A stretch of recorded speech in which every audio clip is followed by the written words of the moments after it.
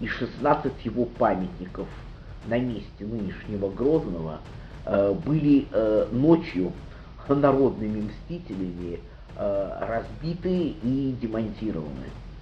То есть если на их месте поставить памятники Шаманову, их ожидает примерно та же судьба.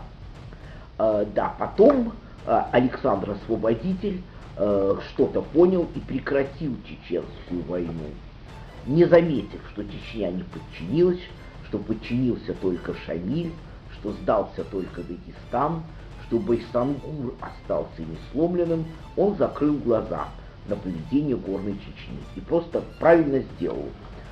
И все думали, что все кончено, что чеченцы смирились, пока в следующий раз к ним не полезли большевики в 18 году. И вот тогда большевики увидели небо в алмазах.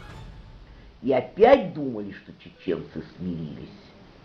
А потом последовали 40-е годы, когда чеченцев пришлось тотально депортировать, потому что они создали Сталину массу проблем. И все, казалось, затихло. Чеченцы в ссылке, треть погибла по дороге, кто-то, как Рафтарханов, в эмиграции, пока не случился 91 год. И чеченцы опять встали отвоевывать свою независимость, и эта кость в горле не выпадет, пока ее не выплюнет Россия.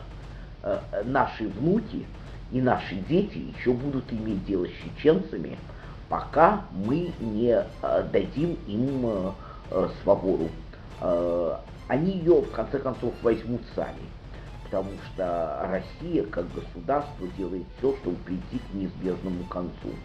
Так что не волнуйтесь, дайте подрасти детям, они встанут на гребне тех же Кавказских гор, и мы опять будем иметь с ними дело. Это чеченский народ, он никогда не сдается.